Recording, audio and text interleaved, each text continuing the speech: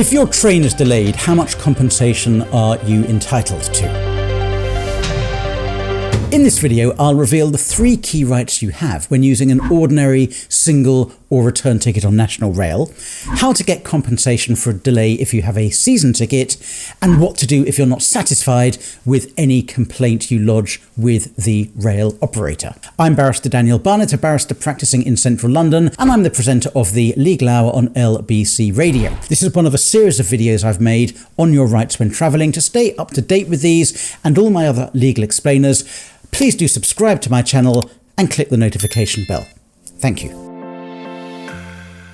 If your ticket is for a train run by a national rail operator, any UK train company other than Transport for London or Eurostar, the National Rail Conditions of Travel give you certain basic rights. Your first key right is the right to cancel your ticket and get a full refund if your journey is going to be disrupted. Now, this applies to any ticket other than a season ticket. I'll deal with season tickets in a moment. Even tickets which are otherwise non-refundable. Clause 30.1 of the National Conditions of Carriage says that if the train you intended to use is cancelled or delayed, or your reservation won't be honoured, you can return your ticket for a full refund. If you've started your journey but you're unable to complete it because of a delay or a cancellation of your service, you're entitled to return to the original station and obtain a full refund. Where you've just bought your ticket, the easiest way to get a refund is from the ticket office where you bought it, in which case you should get an instant refund. Otherwise, you'll need to tell the train company of your claim by letter or email within 28 days. State the date, the time and the station you intended to travel from and to. National Rail aim to process claims within 1 month, and you should be paid within 14 days of your claim being accepted. If you ask for a refund, you can't also claim compensation for a delay. Your second key right, if you don't go for the refund and if you do travel, is to receive compensation when you arrive late at your destination.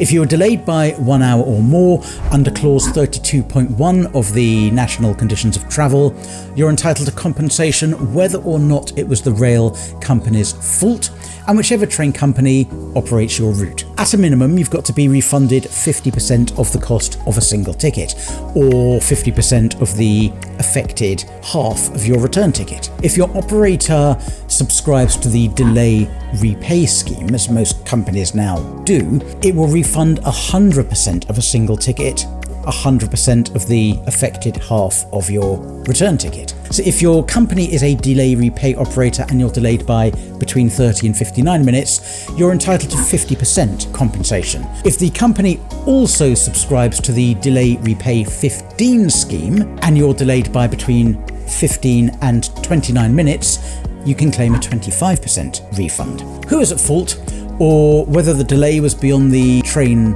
rail operator's control, is totally irrelevant. You can find out whether your company subscribes to the delay repay scheme by following the appropriate link from National Rail's Compensation for Delays page. I've included a link in the show notes below. Apply in writing for your compensation within 28 days using your company's online form, or by email or letter if there isn't an online form available. Some companies also offer automated refunds.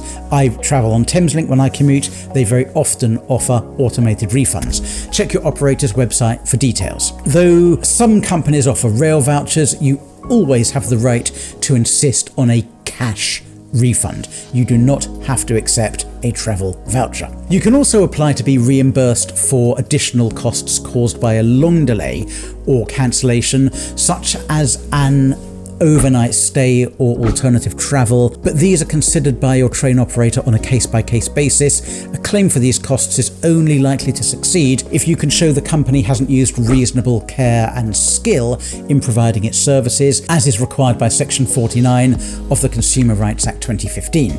It will also be limited to costs that are reasonably foreseeable by the train operator, such as an overnight stay when the last train of the day is cancelled. If an early train is cancelled, it's not foreseeable you'll need to stay overnight because you could just as easily catch a later train. It's also got to be a reasonable amount. You can't claim for staying at the Savoy when there was a Holiday Inn next door. Third, and finally, if you bought a first class ticket, so not a standard class ticket, a first class ticket, and the National Rail website says your train has first class facilities, but it doesn't, or they're fully occupied, you're entitled to claim money off your first class ticket. The minimum amount of your refund is the difference between the first class and the cheapest walk-up standard class fare on the service. Apply in writing within 28 days of your journey. With season tickets, train operators have some flexibility over how they calculate compensation for season ticket holders. Full details can be found in your train operator's passenger charter. The most common method is to calculate the hypothetical value of your disrupted journey and then refund you the percentage of that value that would ordinarily be due to a standard single or return ticket holder. This hypothetical value is usually based on assuming you'd make 2 journeys each weekday.